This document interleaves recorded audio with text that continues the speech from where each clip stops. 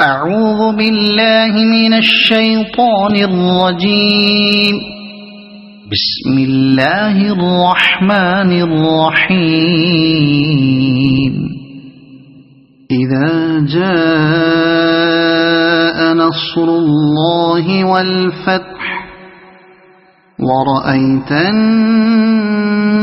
يدخلون في دين الله أفواجا فسبح بحمد ربك واستغفره إنه كان توابا۔ جب اللہ کی مدد آ جائے اور فتح نصیب ہو جائے اور اے نبی تم دیکھ لو کہ لوگ فوج در فوج اللہ کے دین میں داخل ہو رہے ہیں تو اپنے رب کی حمد کے ساتھ اس کی تسبیح کرو اور اس سے مغفرت کی دعا مانگو، بے شک وہ بڑا توبہ قبول کرنے والا ہے۔ فتح نصیب ہو جائے، فتح سے مراد کسی ایک مارکے میں فتح نہیں بلکہ وہ فیصلہ کن فتح ہے جس کے بعد ملک میں کوئی طاقت اسلام سے ٹکر لینے کے قابل باقی نہ رہے اور یہ امر واضح ہو جائے کہ اب عرب میں اسی دین کو غالب ہو کر رہنا ہے۔ بعض مفسرین نے اس سے مراد فتح مکہ لی ہے، لیکن فتح مکہ 8 ہجری میں ہوئی ہے اور اس سورت کا نزول 10 ہجری کے آخر میں ہوا ہے، جیسا کہ حضرت عبداللہ بن عمر رضی اللہ عنہ اور حضرت سرا بنت نبہان رضی اللہ عنہا کی ان روایات سے معلوم ہوتا ہے جو ہم نے دیباچے میں نقل کی ہیں۔ علاوہ بنی حضرت عبداللہ بن عباس رضی اللہ عنہ کا یہ قول بھی اس تفسیر کے خلاف پڑتا ہے کہ یہ قرآن مجید کی سب سے آخری صورت ہے، کیونکہ اگر فتح سے مراد فتح مکہ ہو تو پوری سورہ توبہ اس کے بعد نازل ہوئی تھی، پھر یہ سورت آخری سورت کیسے ہو سکتی ہے؟ بلا شبہ فتح مکہ اس لحاظ سے فیصلہ کن تھی کہ اس نے مشرکین عرب کی ہمتیں پست کر دی تھیں، مگر اس کے بعد بھی ان میں کافی دم خم باقی تھا۔ طائف اور حنین کے مارکے اس کے بعد ہی پیش آئے اور عرب پر اسلام کا غلبہ مکمل ہونے میں تقریباً 2 سال صرف ہوئے۔ داخل ہو رہے ہیں یعنی وہ زمانہ رخصت ہو جائے جب ایک ایک دو دو کر کے لوگ اسلام میں داخل ہوتے تھے، اور وہ وقت آ جائے جب پورے پورے قبیلے اور بڑے بڑے علاقوں کے باشندے کسی جنگ اور کسی مزاحمت کے بغیر از خود مسلمان ہونے لگیں۔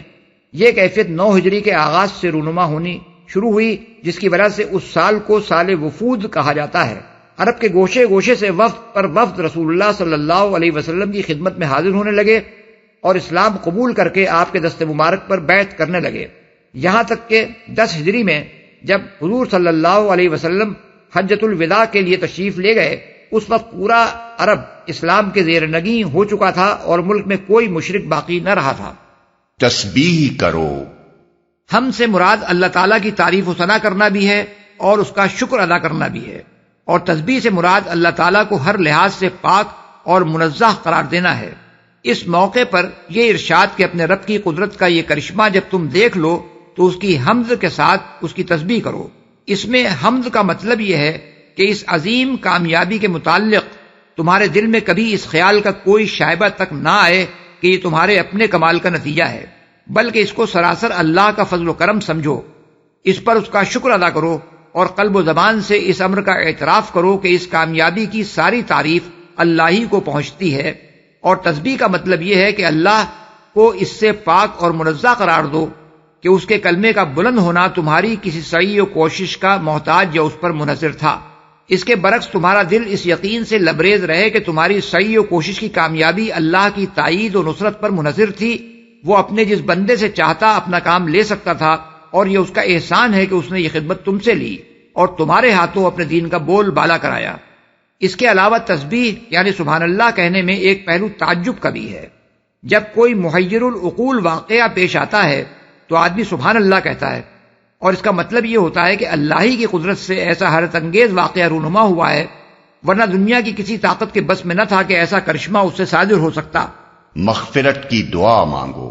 یعنی اپنے رب سے دعا مانگو کہ جو خدمت اس نے تمہارے سپرد کی تھی اس کو انجام دینے میں تم سے جو بھول چوک یا کوتاہی بھی ہوئی ہو اس سے چشم پوشی اور درگزر فرمائے۔ یہ ہے وہ ادب جو اسلام میں بندے کو سکھایا گیا ہے۔ کسی انسان سے اللہ کے دین کی خواہ کیسی ہی بڑی سے بڑی خدمت انجام پائی ہو، اس کی راہ میں خواہ کتنی ہی قربانیاں اس نے دی ہوں، اور اس کی عبادت و بندگی بجا لانے میں خواہ کتنی ہی جانفشانیاں اس نے کی ہوں، اس کے دل میں کبھی یہ خیال تک نہ آنا چاہیے کہ میرے اوپر میرے رب کا جو حق تھا وہ میں نے پورا کا پورا ادا کر دیا ہے، بلکہ اسے ہمیشہ یہی سمجھنا چاہیے کہ جو کچھ مجھے کرنا چاہیے تھا وہ میں نہیں کر سکا،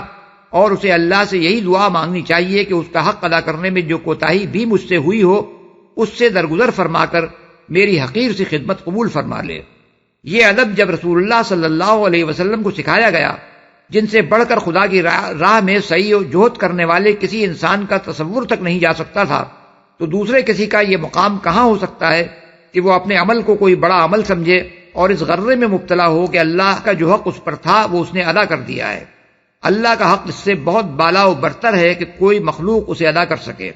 اللہ تعالیٰ کا یہ فرمان مسلمانوں کو ہمیشہ کے لیے یہ سبق دیتا ہے